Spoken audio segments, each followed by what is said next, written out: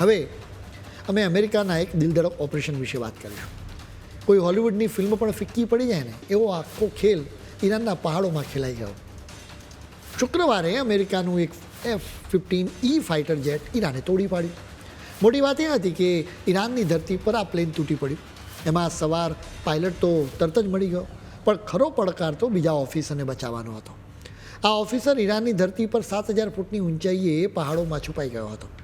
તેની પાસે માત્ર એક પિસ્તોલ, વોકી ટોકી અને લોકેશન બતાવતું એક નાનકડું બીકન હતું. ઈરાનના સૈનિકો તેને પકડવા માટે આકાશ પાતળ કરી રહ્યા હતા. તેની ધરપકડ માટે તો ઇનામ પણ જાહેર કરી દેવામાં આવ્યું હતું. આ ઓફિસરને બચાવવા માટે અમેરિકાએ પોતાની પૂરી તાકાત લગાવી દીધી. ડેલ્ટા ફોર્સ અને નેવી સીલ જેવા ખતરનાક કમાન્ડો મેદાનમાં ઉતર્યા.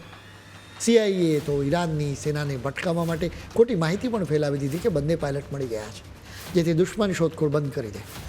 ઇઝરાયેલે પણ પોતાના હુમલા થોભાવી દીધા, જેથી અમેરિકાનું આ રેસ્ક્યુ મિશન ન બગડે.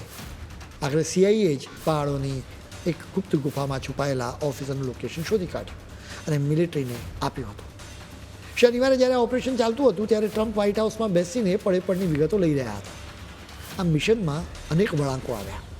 અમેરિકાના 2 ખાસ વિમાનોમાં ટેકનિકલ ખામી આવી ગઈ, તો તેને દુશ્મનના હાથમાં જવા દેવાને બદલે અમેરિકાએ ત્યાં જ બોમ્બથી ઉડાવી દીધા, જેના લીધે નવા વિમાનો મોકલવામાં આવ્યા.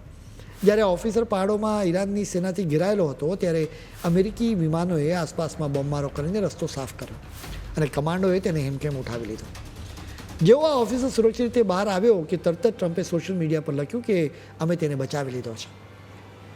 તેમણે આને અમેરિકાના ઇતિહાસનું સૌથી સાહસિક સર્ચ એન્ડ રેસ્ક્યુ ઓપરેશન પણ ગણાવ્યું. આ ઓફિસર ગંભીર રીતે ઇજાગ્રસ્ત થયો હતો, છતાં તેણે હિંમત હારી નહોતી. દુનિયા અત્યારે સ્તબ્ધ છે કે ઈરાનની જમીન પર જઈને અમેરિકાએ આ રીતે પરાક્રમ કેવી રીતે કરી બતાવ્યું.